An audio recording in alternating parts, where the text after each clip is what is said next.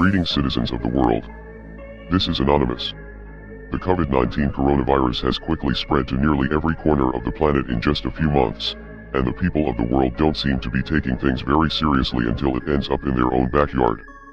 The whole world has had at least 2 months to prepare for this, but many people ignored the situation, thinking that it would remain in China and would never have an impact on their personal lives. As quarantines were imposed in China, with cities of millions on lockdown, Westerners condemned the heavy-handed tactics of the Chinese government, and assured themselves that nothing like that could ever happen in their home country. In just a few short months, the situation has changed rapidly, and drastically, with researchers and epidemiologists around the world warning that we could be in for the most destructive pandemic since the influenza outbreak of 1918, which killed between 30 and 50 million people over 2 years and infected roughly 27% of the world's population.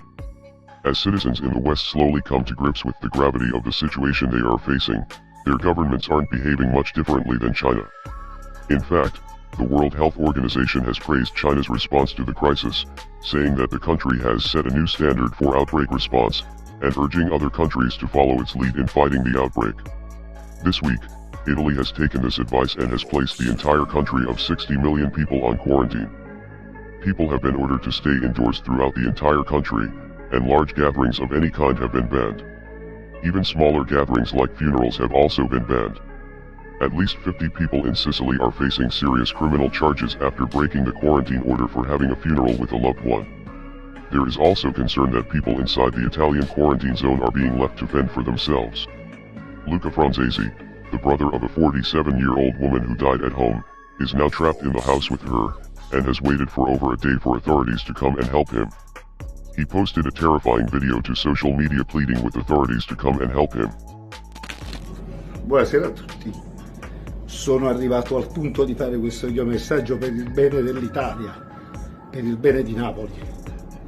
Ieri è deceduta mia sorella, probabilmente per il virus del Covid-19. Sto aspettando risposte dalle istituzioni da ieri sera. Nessuno si è fatto avanti. Questo video è molto forte, vi prego di non farlo vedere ai bambini e agli anziani. Io sono costretto con tutto il dolore a combattere questa situazione. Io ho mia sorella nel letto, morta.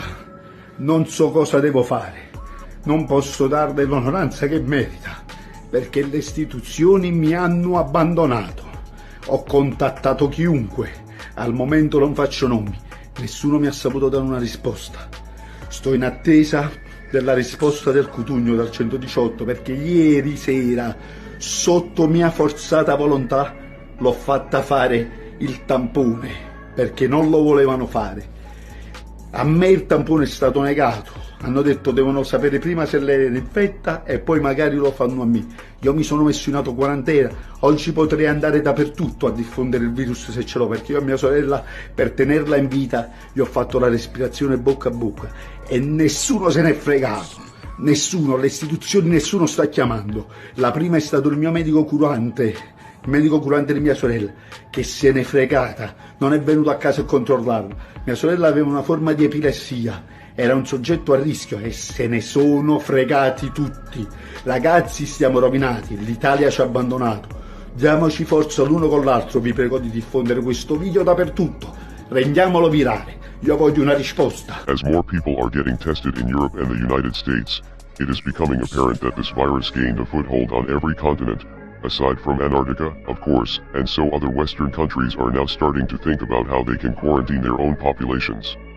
In the US, where citizens insisted that something like this could never happen on American soil, the National Guard was called to a region of New York that has become a new epicenter for the virus on the East Coast.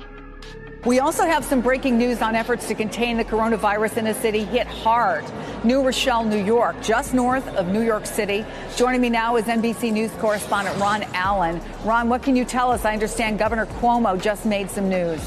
He did, Chris. He's calling in the National Guard to help set up what's called a containment area around a hotspot, a cluster.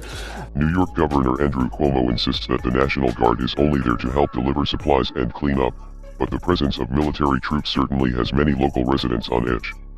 It was also reported that Cuomo was using prison labor to make large volumes of hand sanitizer to make up for the recent shortage, so it is understandable if some citizens suspect veiled threats behind his flowery promises.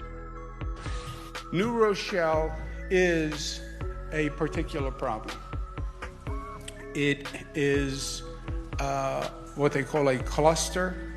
The numbers have been going up. The numbers continue to go up. The numbers are going up unabated. And we do need a special public health strategy for New Rochelle.